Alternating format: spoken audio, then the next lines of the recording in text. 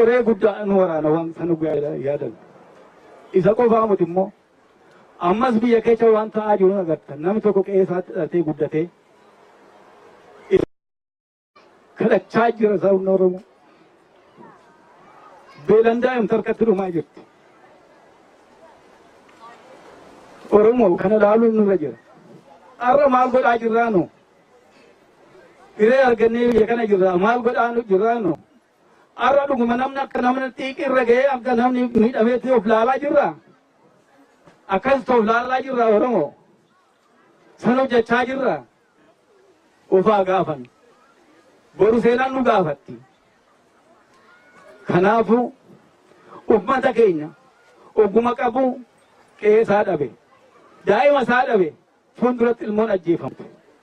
Tokkummaa keenya nuu cimsi. Oromummaa keenya nutti deebisi. Oromummaa keenya nurraa fagaate nutti deebisi. Yaa Rabbi si kadhanna. Tokkummaa keenya cimsi. Irree keenya cimsi. Ijoollee keenya nuu guddisi. Ijoollee keenya ijoollee warra isaatii aadaa isaaniitii dhumaa jiruun kana ati nuu guddisi. Kanaafuu bara baraan isin haa ga'u. Rabbi nagaan nu bulche nagaan nu haa oolchu. Dogoggora nu haa oolchu. Beeka nu haa qajeelchu. Kanaafuu ani yeroo ammaa kana warra biraattan dabarsaa jira waan baay'ee jechuu hin danda'u. Sa'aatiin kan murtaa'e baga nagaan ulfaadhadha bara baraan isin haa ga'u. Ayyee bokaasa galatoomaa eebbi xiqqoo kana booda ta'ana amma sitti aansee maanguddoota tarree galan kanaafan daqiiqaa tokko gaggabaabsaa ergaa akkuma bokaasaa waan sinitti dhagamu nu dabarsa sa'aatii waan nurraa deemee fi kanatti aanee eebbi dhufa waan ta'eef amma bakka eebbaan geenye waan sinitti dhagamu obbo Lammiitti hin jalqabu. Nagaama ayyee baga nagaan waaqayyo waggaan isin gahe. Haa ta'u ani waanuma lamaan tokko dubbadha. Har'a irreessa keenya ayyaadannuu gaddaa fi gammachuu wal makeetu jedhama. Dhuguma gaddaaf gammachuun gaddi daddabalee nutti deebi'ee qe'ee keenya goolaa jira. Kanaaf hin gaddina. Haa ta'u immoo wanti nu jabeessullee huma jira. Oromoon dur yeroo fagoo waan ansaa hin taaneefu waan aadaa isaa hin taaneefu waan seenaa isaa hin taaneef iyyuu han ormaaf iyyuu du'eera. Karaa tokko immoo aadaa keenyaaf seenaa keenyaaf ilmaan qaqqabsiifannee sabni keenya wal dhaga'ee waan kanaaf wareegama kaffalee akka inni hafe inni lubbuudhaan hafe akkatti fufu gochuu isaaniif immoo wareegamtoonni keenya bakka kabaja guddaa ulfina taa'anii bara baraan waaqayyo achi isaan haa kaa'u. Namaan saafdu jecha abbaa gadaa jaarraa 16ffaa tokko adii jiloo dooyyoo neen jedhani. Namni aadaa sabdu'e nama lubbuun jiru fakkaata jedhe. Gootonni keenya barreen gaddaa wareegaman abbootiin keenya ayyooliin keenya ijoolleen keenya obbolaan keenya wareegaman hundumtuu goota aadaa kanaaf wareegamanidha. Duutis naan ooltu maqaa aadaa kanaaf wareegamanii maqaa aadaa kanaaf boolla tokkotti dhumani. Kun seenaan bara baraan isaan yaadata goota isaan godha. Haa ta'uti gaddaaf gammachuu keenya wal faana qabanne dhaloota dhufutti aadaa kana dabarsuuf dhaloota dhufutti jireenya kana dabarsuuf dhaloota dhufutti bareedina kana dabarsuuf dhalataan dhufe qaqqabe hundumtuu ayyaana kana ayyaaneffachuu qaba jechaadha. Haa ta'u sabni keenya har'a qe'ee isaarraa daangaa isaarraa bakka argee ari'amee diinaan itti bobbaafamee diinni biyya keenya jiru harka lafa jalaatiin isaanii dhachiise takka araarsituu ta'ee sobe takka immoo nurratti duulsiisee saba keenya ficcisiisaa jiru kun sabni keenya beekuu qaba. Dirmannaan godhamuufii qabu hundumti keenya dirmachuu qaba. Haa ta'u aadaa kanattillee ayyaana kanattillee ulfina kanattillee dirmachuu qabna. Akkuma isa kaantinti dirmannu kanarrattis lubbuutu wareegame kanarrattis qe'eetu bade aadaa kanarratti lubbuu meeqatu wal duukaa boollatti nammee dhume. Kanaaf dirmannaan akka barbaachisu sabni keenya hubadhaa. Saba xiqqoo addana kana jiru bichaa miti Oromoon biyya kana keessa jiraatu.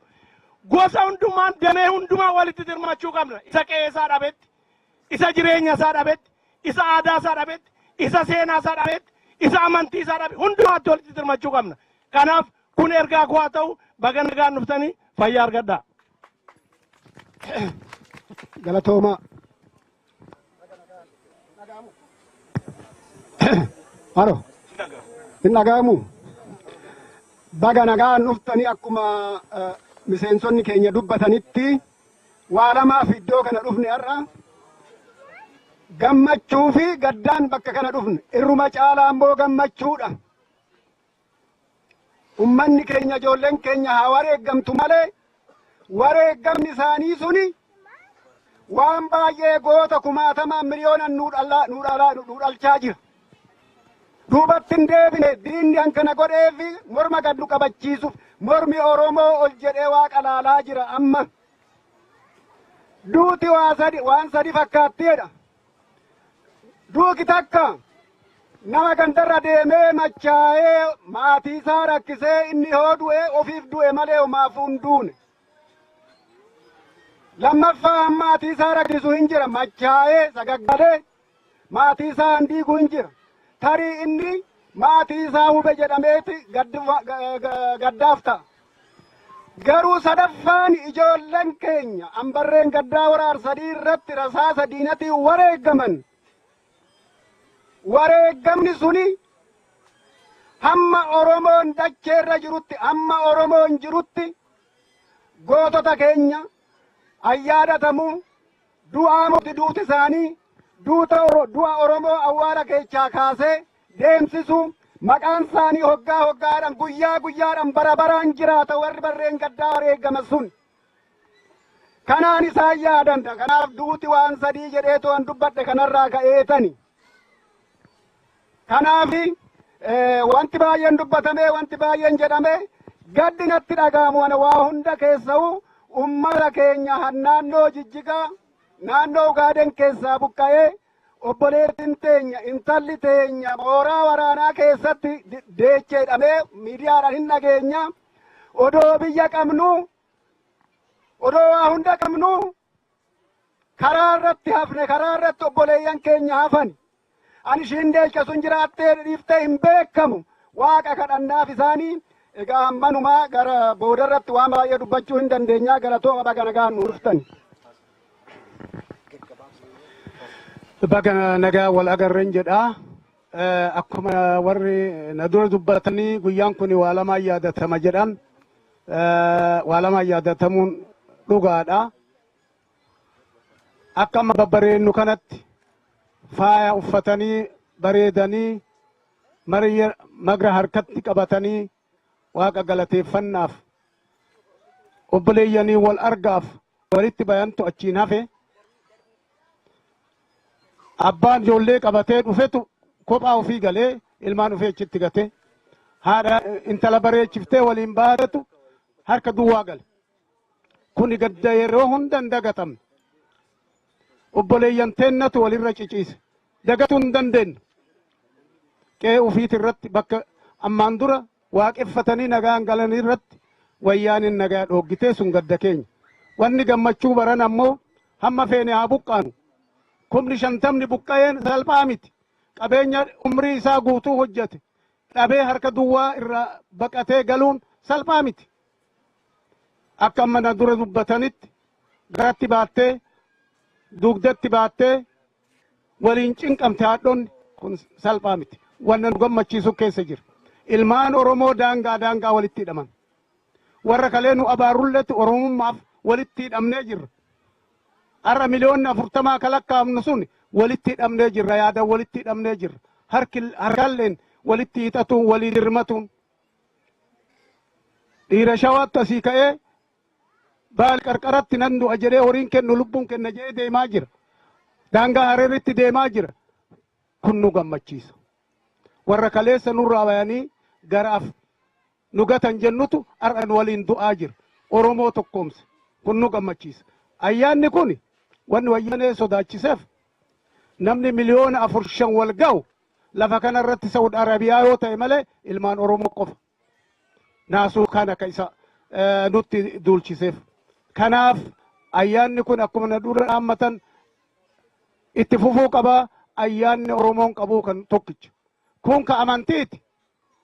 Ayyaanni akka Oromootti nu qabnu tokkicha kana. Maaliif namni manatti afar gaddasan duudaa baannee waan har'a keessa jirru kana laallee har'a siraa bakkee itti walitti boonnu bakkee dhaamsa ilmaan biyyaati warra walii dirmatu sanii dhaamsa isin waliin jirra wanni hojjettan nu boonsisaa jira isin waliin du'uu baannus yaadni kenna isin wajjiin ka gammadus ka duus isin waliin dhaabbataa ergaan tun dabruu qabdi wanni ani asirratti ergaa dabruu qabu biyya san nama baay'een jira Oromoon nama baay'ee hammate lafa san waliin nyaanna namni baalee jiru abbaa fedhe ta'us ye baalee liji ufiin jedha namni arsii keessa jirus ye arsii liji ufiin jedha in dhaga'aan jiru ani birmannaa kanatti lafa qofa waliin nyaannee gabayaa qofa walitti gurgurannee gaafa gaddaa wal gatuu hin qabnu kun hunda warran wajjin qubannu ka ollooman nagayaa waliin hagammaateen ergaan kun bira gahuu qabdi ummata Oromootii dirmatuu qaban lafa tiyya jedhanii nyaatan saniif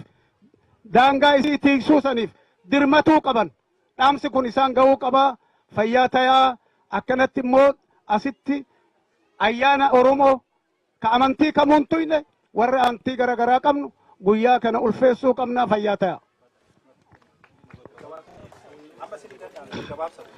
Na dhageettu bagna gaan dhuftani waan qaraa wanni guddoon an jedhulleen hin jirtu namichuuf waan barbaachisaa cuflaa'edha garuu wallam callaa isan gaafadha wanni qaraa guyyaa kan cufu wanni nu dubbannu ummati kun biiteen gabroomse nu balleesse nyaate nu fixe horiin kenna lafti teenna Oromiyaa dhiisi Itoophiyaanu teenna yoo nun jirreyyuu Itoophiyaanu hin jirtu waan jedha marroo hedduu dhaga kanaafuyyuu ummati xiqqaa nu hacuucisuuni maati jabeesse kanisi naa deebisame tokkummaa ummat sun wanni jabeesse tokkummaa yoo ummati sun nami 500 wal ta'e nami 500 yoo geenne maani warqan dabsachuu dadhabne eegee horiin keenya taate waan tolchuu malan cufar keen jir waan tolchuu malan cufa nu danda'u horii nu garbe boorderii badanii nu garbe boorderii namatti hin seenan nu garbe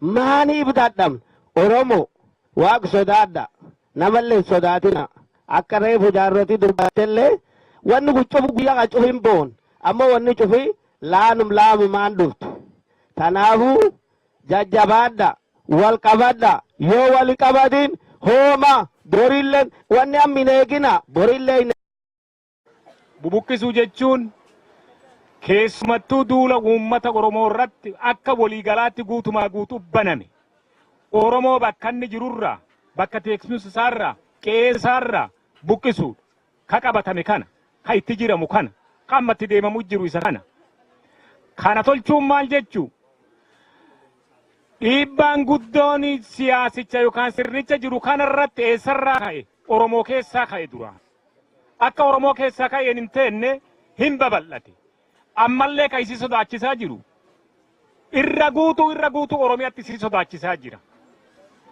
Kanaafi malli dhaatan maali? Jijjigaa haga mooyyaleetti waraana Oromoo banu keessaan ammallee waraana Oromoo banu Oromoo bakka biraa qubatu sosochoosu buqqisu ka sablammii biraa keessa qubatu keessumattuu ka naannoo Somaalee keessa qubatu uummata ammoo Itoophiyaa Oromoo keessa qubatu cufa isaa kakkaasuu bubuqqisu karasaas ittiin dhuka'iin kanami waa tokko hin jedhiniin. Iyyaatti hojjechuu jirti. Waan sanyii duguuguu waan gaaf malles jiru dubbate waan uummat guddaa hagan gadi qeessu waan gaaf inni jiru dubbate waan lafuddayyoo hagas geettisuun diqqeessan fuula tokko deebisuun waan gaaf inni jiru dubbate. Miyaan Itoophiyaa dhiisi Afrikaa iyyuun geetti. Gaaf tokko used to be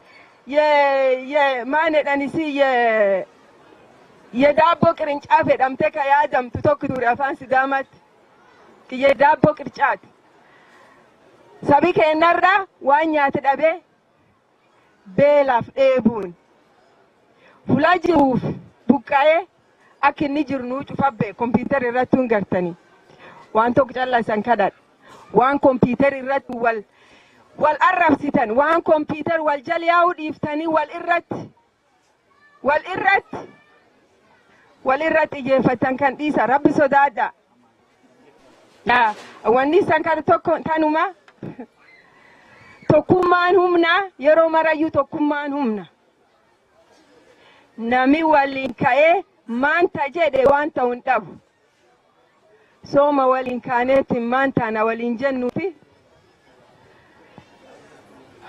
haadha nu ilmaan dhumatte an dhiigu Oromoo hawarra nu jedheetiin saba Oromooti tokkummateen bilisummateen na jedhe jige anin boo wanni nu boocha tokkummaa dhabiiskeen wanni nu boocha walwallaalu keen wanni nu boocha beeka keen buljal diriiru keen dhabu keen summalee wanni warra tokkollee nan booch woomanamii ilmeen dhiiraa yookaan ilmeen dubra tokko ilmeen nama tokko tolchuu malti tolchan bilisummaa isaaniiti. Tanaafu ardallee borillee mee wal jala hiriiruuti galatooma. Hedduu galatoomi. Hayyee fi olmoo fin'ee jirra amma akkuma duratti isiniin keessummoota warra afaan Oromoo kana dhageenye nam tokko dhiyaatee jira. Ergaa Oromoodha qabanis walii qabanis dabarsuu barbaadanii obbo Daani'el yeroo kennaaf jechuudha.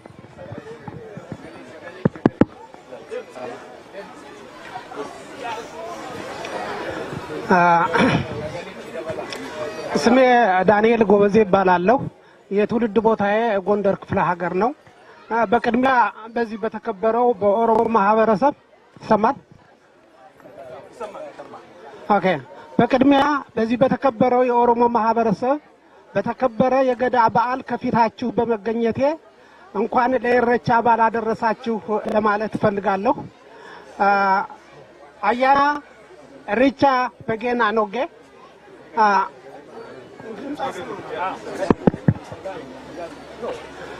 እና ያ ማስተላለፈው መልእክት ምንድነው? ዛሬ እኔም ሆነ ሌሎች ወንድሞቼ ከዚህ የተገኘን ባለፈው አመት በኢሬቻ በዓል ላይ በሺ የሚቆጠሩ ወንድሞቻችን የኦሮሞ ወንድሞቻችን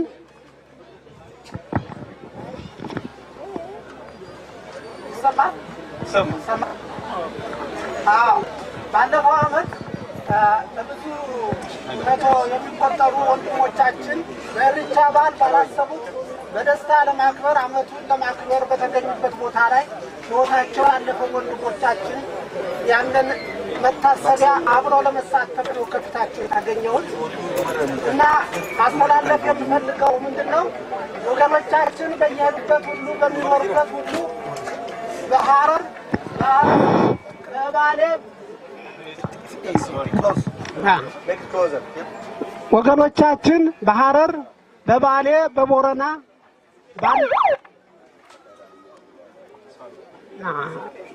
በቦረና በተለያዩ የኢትዮጵያ ክፍለ ሀገራት በጋምቤላ ስንቶቹ እንዳለቁና በውስጥ ያለው ጠላት ብቻ ሳይሆን የውጭ ጠላት እየመጣ ህፃናቶችን ሁሉ እየጋፈፈ ወስዶ በሄዱበት እንደቀሩ የምታውቁት ነው። በጎንደር ኢሬቻ በዓል ለማክበር በባህር ዳር በአዲስ አበባ አካባቢ የሄዱ ሁሉ አብረው ከዛው መስዋዕትነት እንደከፈሉም የምታውቁት ነገር ነው። ይሄ ሁሉ የሚሆነው በህዝባችን መካከል የተፈጠረ ሳይሆን ለሀገሪቱም ለህዝቡም ለባህሉም ለታሪኩም ምንነቱን የማያውቅ አውሬ የሆነ መንግስት በህዝባችን መካከል ገብቶ እርስ በርሳችን ለማፋጀት 26 ዓመት ይኸው ምንነታችን ሁሉ እንድናጣ አገራችንና ህዝባችንም ከማጣት ደረጃ ያደረሰን አንድ መንግስት አለ። እሱነን እኛ ተባብረን ባንድ ሆነን ያችን አገራችን ያን ህዝባችን ማዳንና አገራችን የኛ ናት ብለን መረከብ የናንተ በተለይ የወጣቱ ትውልድ ነው። ይሄንን ማሳሰብ ማስገንዘብ ፈልጋለሁ። እንኳን አደረሳችሁ። ከዚህ በላይ ብዙ የሚለው ነገር የለም። ግን ሚኒሶታ የብዙ ማህበረሰብ መኖሪያ ናት።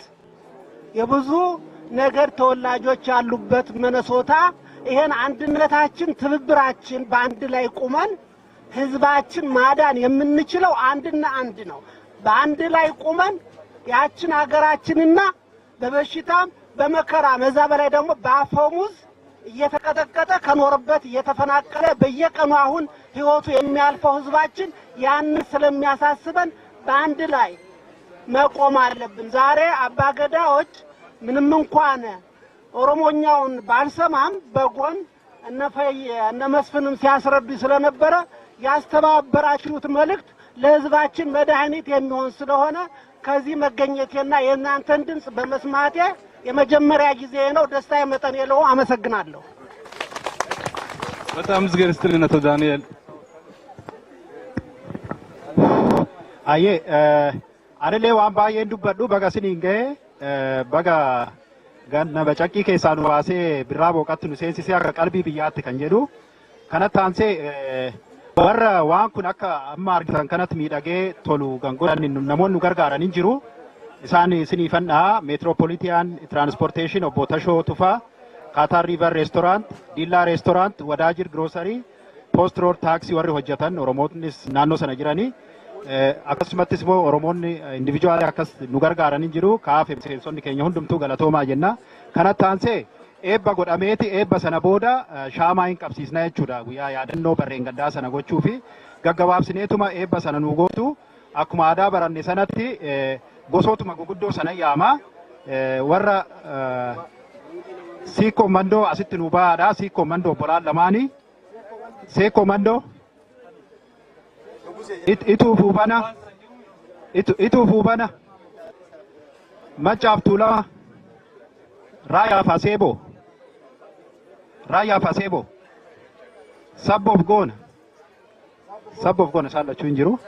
Ayya asitti nu baati eebba daraa nu gaggabaabsa sa'aatiin keenya baay'ee jaa deemee fi ijoolleen illee nu harka dadhabaa jirti daftee pirogiraamii keenya dafnee wanni goona akkasitti nu wanni godha baatanii jirtu Siikoo Mandoo mee asit mul'addaa Siikoo Mandoo okay.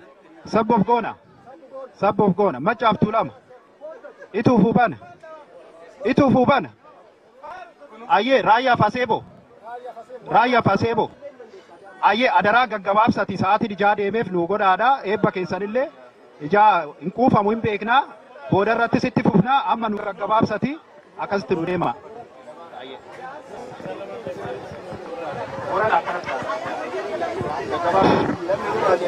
Egaa akkuma beektanitti Oromoon hangafaaf quxisuu qaba.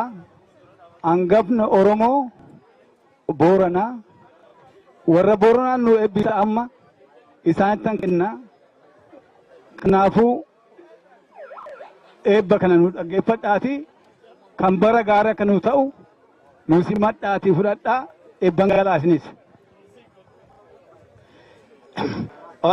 Ori bulab yoo eebbisan gar keennatti yoo namni bobbaan nagaa waan eebbisan cufa hin caqasanii namni nagee jedhan waan eebba jen cufayyuu nagee jechaa nu jala fudhadhaa kanuma callisanii nam hin laalanii